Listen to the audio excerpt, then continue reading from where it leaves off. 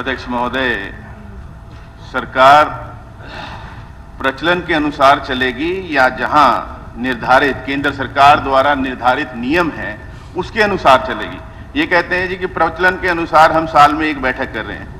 Sir 2019 में सरकार बनी, आज 2023 खत्म होने को है, 4 साल के लगभग समय हो गया। मीटिंगें कितनी हुई हैं? 3, जो साल में 2 बार बैठकें होनी चाहिए, साल में 1 बार भी नहीं हुई है सर। और मैं सर रूल 16(2) जो हमारा the scheduled caste and scheduled tribes prevention of atrocities rules 1995 का है, रूल 16(2) सर, उसको मैं पढ़ देता हूं sir. The high power vigilance and monitoring committee shall meet at least twice in a calendar year, at least twice in a calendar year in the month of January and July to review the implementation of the provisions of the Act.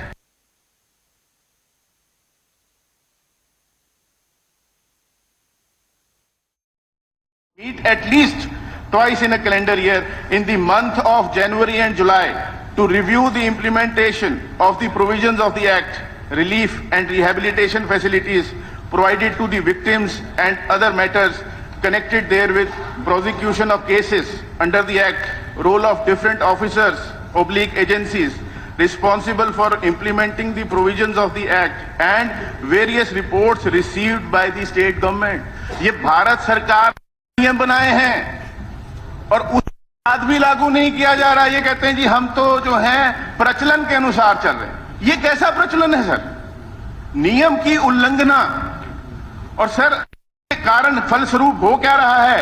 हमारे यहां प्रदेश के अंदर अनुसूचित जाति के खिलाफ जो अपराध है वो बढ़ता जा रहा है। जो 2014 में अध्यक्ष महोदय हरियाणा के अंदर अपराध दर 16.2 था, जिसका उस समय राष्ट्रीय अपराध दर का जो एवरेज थी वो 23.4 थी, यानी कि हरियाणा में अपराध दर राष्ट्रीय अपराध दर से कहीं नीचे था। और वही आज 2022 में जो अभी दिसंबर के अंदर जो रिपोर्ट एनसीआरबी की आई है उसके अंदर 31.9 हमारा अपराध दर हरियाणा का है सर। और राष्ट्रीय जो हमारा सभी राज्यों की जो औसत है वो 28.6।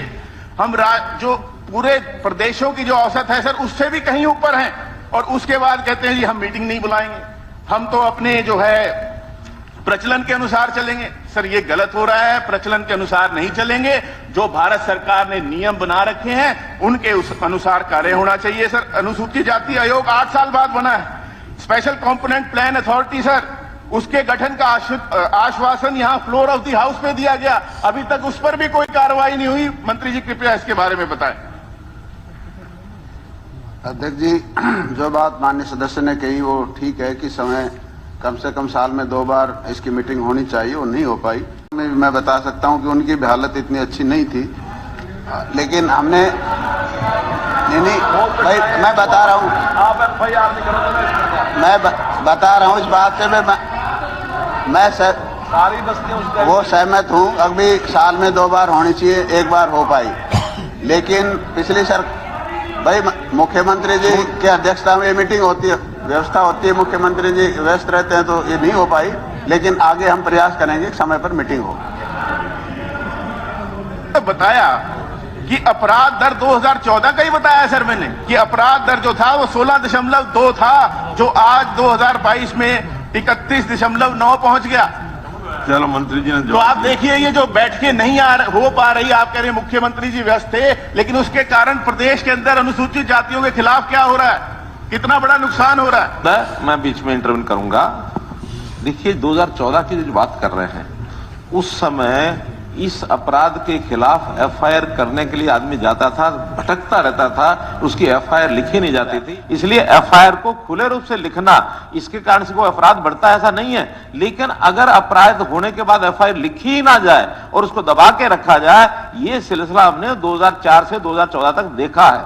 इसलिए आप ये कहें कि एफआईआर बढ़ गई, इसमें तो क्राइम बढ़ गया, ये कतई ठीक नहीं है। और इसके बाद भी अगर, क्योंकि मैं तो स्वयं बैठकों में रहता हूं, इस बार हमारे गृह मंत्री जी रहेंगे, मैं स्वयं उसका विश्लेषण करता हूं कि कितनी एफआईआर उसके अंदर विड्रॉ हुई, कितनी एफआईआर उसमें कैंसिल हुई, कितनी एफआईआर के अंदर समझौते हुए, ये एक प्रमाण जब सामने आता है तब ध्यान में आता है कुछ कानूनों का सारा लेकर के जो चला आ रहा है मामला, उसकी ओर भी हमको ध्यान देना चाहिए, सदन को विचार करना चाहिए। आखिर हमने इस बार जो एससी कमीशन बनाया, उनको ये कहा कि जो एफआईआर अगेंस्ट एससी एसटी उस एक्ट में लगी हुई है, एक बार जरा उसका अध्ययन करें।